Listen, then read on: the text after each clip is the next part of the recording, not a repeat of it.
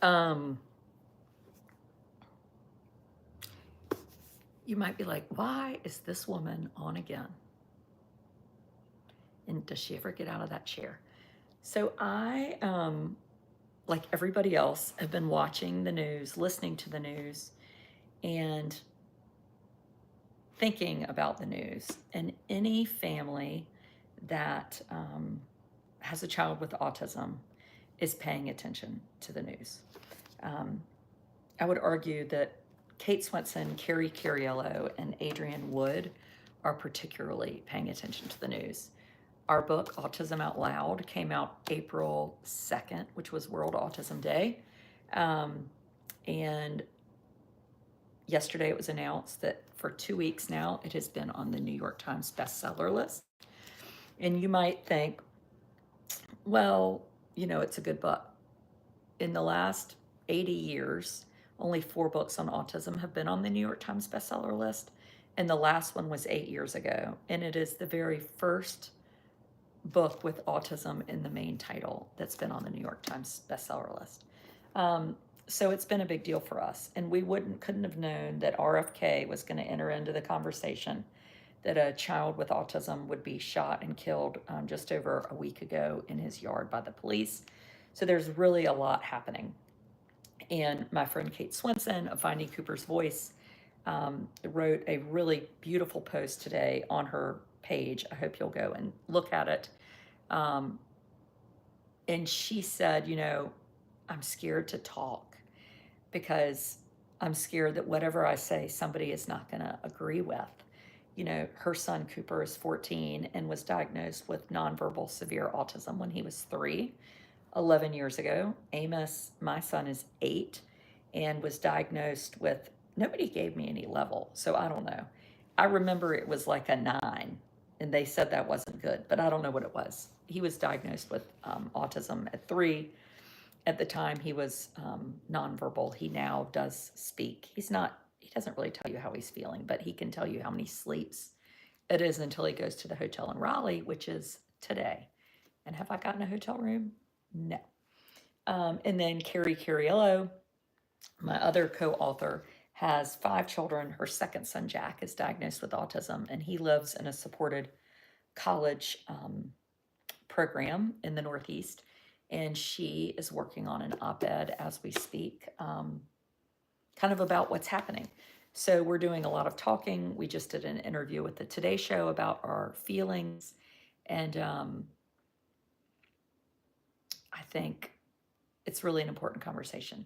This week on New York Times bestseller list, we were number, I think, 12. We were 7 last week. I don't care if we were 15 and 9/10. We're just glad to be there. So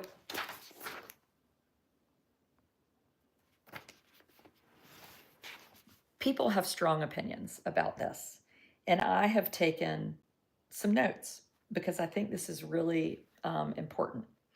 And the National Autism Society said something that really resonated with me. They said, autism, science, and public health affect everyone and should not be politicized. At the end of the day, that is really important to us. So I titled this video, if you've seen it and it made you crazy, it's sort of a, maybe it's clickbait, I don't know. But why I liked RFK talking about autism. And the reason I liked it is because he's talking about it and it's at the table. That's right. It's a conversation starter. We are so appreciative. My family has been living autism for 8 years, and Carrie's family has been living autism for almost 20 years, and it's never been in the news this much. And boy, are we appreciative. It feels like oftentimes those with the loudest voice are heard. And I would say that there are these kind of two polar opposites. And the largest opposite that has a voice are the people that say autism is a superpower, autism is not a disability, autism is a gift. And if you say anything else, you are wrong. And the reason I say this is because I know this. I get messages every freaking day about how dare I say that Amos has special needs or a disability. Amos has a disability. Um, does it mean that Amos isn't wonderful? No. I would say the same way if somebody has Down syndrome, they have a disability. If they have fetal alcohol syndrome, they have a disability. Autism in our family is a disability. Does it mean that everyone with autism that it's a disability? Probably not. So I think generalizing statements um, can really polarize and silence people. So when Kate Swenson said, I'm afraid to talk, it's because she has a child that is never going to live independently, and she knows that. Um, I have a child who has a genetic diagnosis as well as autism, and what I know about the other 40 people that have it is Amos will never live independently. Amos will not get married. Amos is not going to play on a regular baseball team. Um, I don't think Amos will go on a date. And those things are okay. So RFK, if you're not sure because you live under a rock, I'm going to go over with you what he said. And I'm going to tell you what I would say to you by somebody who has a PhD in research. So he said, autism is an epidemic. Well, that is wrong. So this is the game of true false. And the reason that is wrong is because an epidemic is a disease, and autism is not a disease. Autism is a complex developmental disability shaped by genetic, biological, and environmental factors. So that's not my opinion, that's a fact. He said, autism destroys families. Children will never play baseball, never write a poem, go on a date, or even use a toilet unassisted. Autism has destroyed some families. And the reason I say that is if you have a child with a disability, you're more likely to get divorced. I would call that destroying a family. A family unit is a group of people that live together. And when you break them up, that is destruction. Um, where my and there are families, and I heard from a very good friend yesterday that said no one has ever talked about my son with autism. It is a 17-year-old boy who wears diapers, and his mother and father change his diapers, and no one ever talks about the young man with autism in diapers. We talk about the young man with autism who's in college, or maybe he's an astrophysicist, or maybe he does all these wonderful things. But what about the one with a diaper? You know, what about him? And what about that family? Are they allowed to complain? Are they allowed to say, hey, we're here too?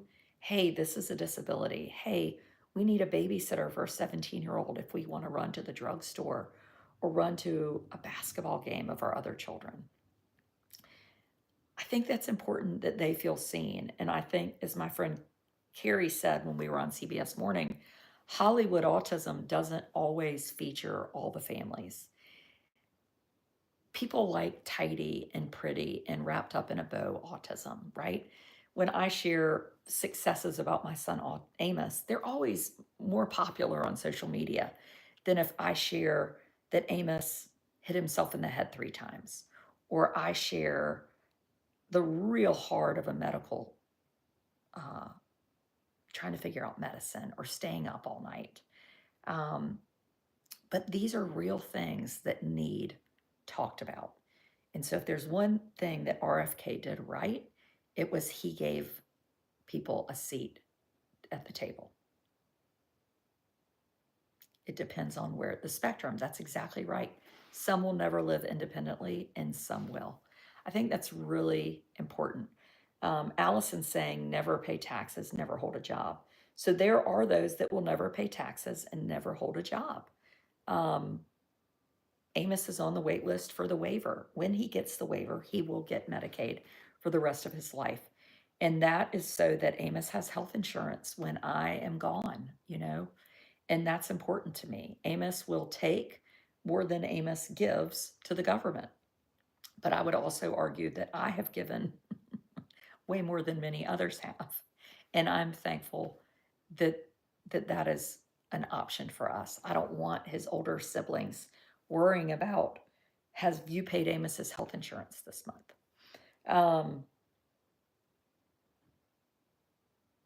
Don't make us remove disability and the real of a disability from a conversation. I think that's important. And there might be many of you that say, well, we're going to throw out the baby with the bathwater. RFK is a nut, and I don't care about anything he says because he's a nut. Maybe you're right, but you might not be listening to me right now. If he wasn't talking, you might be like, oh, I don't care about autism. It doesn't have anything to do with me. Like, it's never gonna be anything. So Allison said, never pay taxes, never hold a job. This is the rhetoric that leads down the path that people with disabilities are a burden. Absolutely, Allison. You're so right. You're so right. And when you talk about what he did was he placed value, he changed the definition of value for humans. And that is wrong. So is Amos less valuable because he won't pay taxes? No. Is Amos less valuable because he doesn't go on a date or because he doesn't play baseball or doesn't write a poem? No. Value doesn't depend on success and world success. And so I think that's really important to point out. And the people watching me or watching him, they're probably saying, he's nuts. But there are a lot of people that watch him and say, huh, autism's terrible. It's an epidemic. What are we going to do? Do we even want to keep these people? I come to you at a place, and my friend Kate Swinson said it this morning. In my world, autism is not a gift or a tragedy. And wow, what a statement, right? It's not a gift or a tragedy. Can it be in this middle gray area, as Kate said? I think so. It can be hard. Tonight I'm picking up Amos from school at 3:00 because he can't ride the bus, right? Because it's too loud. That's not ideal when you're a working mother. We're going to stay at a hotel in Raleigh. My oldest son is in college there, and we're going to go out to dinner. And we were talking about where can we go out to dinner where Amos will do okay. So we had to sort of go through that. I had to think about a hotel. I had to call the hotel and say, what cable channels do you have? Do you have Disney? Because I have to prepare Amos for what television shows are going to be available to us in the hotel, right? This is important. These are important things. Tomorrow, I'm going to be on WRAL News to talk about autism. I have to have a babysitter keep Amos so I can go be on the news. He's almost 12. A typical 12-year-old could go with his mother to the news station, would probably love to see it. I will say that Amos actually would love to go to the news station, but I don't think they would love Amos to push all the buttons. Amos doesn't do well in places where he can't touch all the things, right?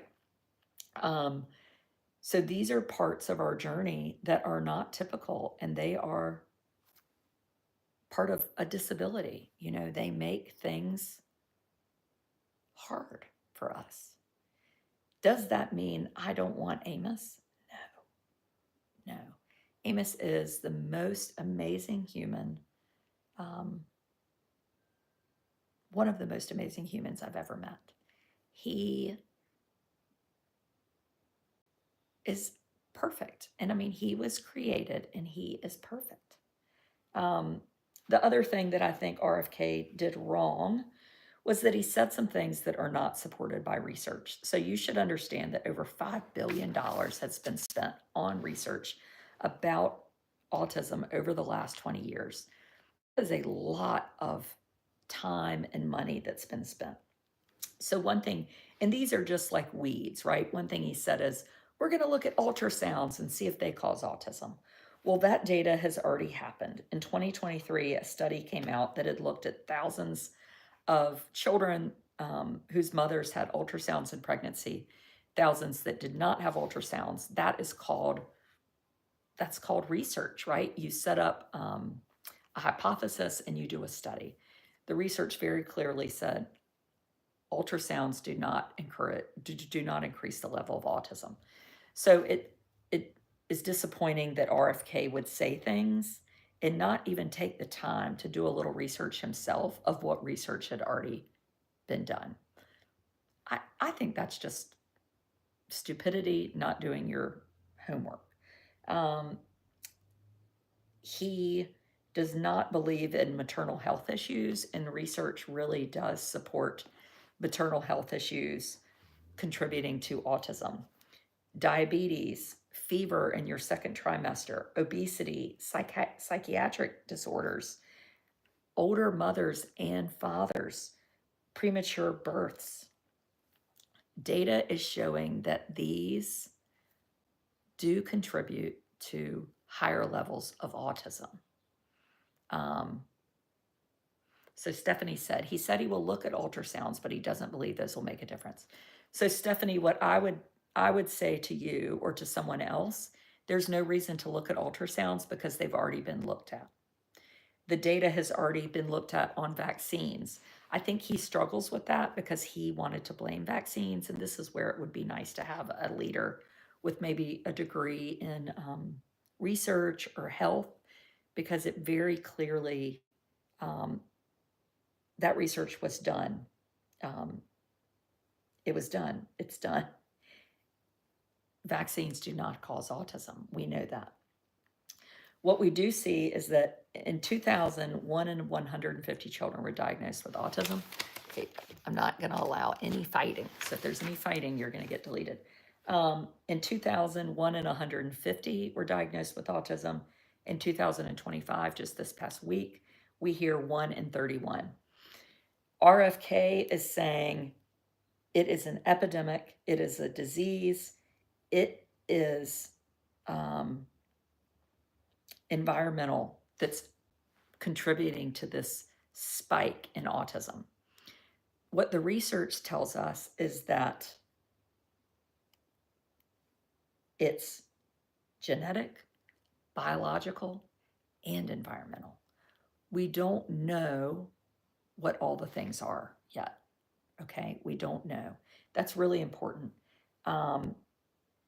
We know it can't just be environmental because mothers and fathers who have autism are far more likely to have children with autism themselves. So that would take out the environmental effect, right? Amos has a genetic issue. Now you could argue, was his genetic issue caused by medicine I took while pregnant? I don't know. I think everybody can agree on, or where I really think is important, is there's more research that's necessary. And I am thankful that someone is saying we need more research. Do we need to research ultrasound? And now, no, we don't. Do we need to say this is not genetic? No, we don't. So while I value the conversation, he didn't get it. He didn't get it all right. One thing he really got wrong that is disappointing to me is that he said the majority of children, we see regression at age 2.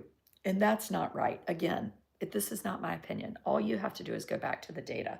Scientists see overwhelming brain differences at 6 months. And did you smoke with Amos? No, I took medicine when I was pregnant with Amos. I took Zoloft. And I took another medicine that is kind of an unknown. So when I took it, I had done, anyway, it's a long story. I took medicine that I would love for somebody to really dig in on the research around that medicine. And I value Amos, but would I wish somebody had said to me, hey, this could really cause some problems with your baby's development, then maybe I wouldn't have taken it, you know? I think that's important. Scientists see brain differences at age 6 months. So we know that it's not just regression at age 2.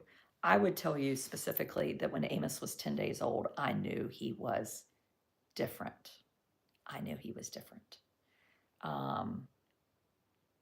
Overwhelmingly. And we know that in up to 40% of autism cases, there is a genetic mutation. So we know there are some things. I don't have all the answers. I know autism's not an epidemic because it's not a disease. It's a complex developmental disability shaped by genetic, biological, and environmental factors. And we don't know all of those things. So I could see, so when RFK said, autism, these kids will never do this, never, never, never, never. People whose kids were autistic and have jobs and pay taxes, or people that are actually autistic, are like, oh my gosh, what are you doing to us? You've just thrown us in a trash can and said, we're not valuable. And our children are valuable. They are valuable. But we need more conversation. We need more research, and we need more conversation. Yes, I was 38 when Amos was born. Thomas was 39. And now we know that if you're older, you're more likely to have a child with Down syndrome. I think knowledge is wonderful.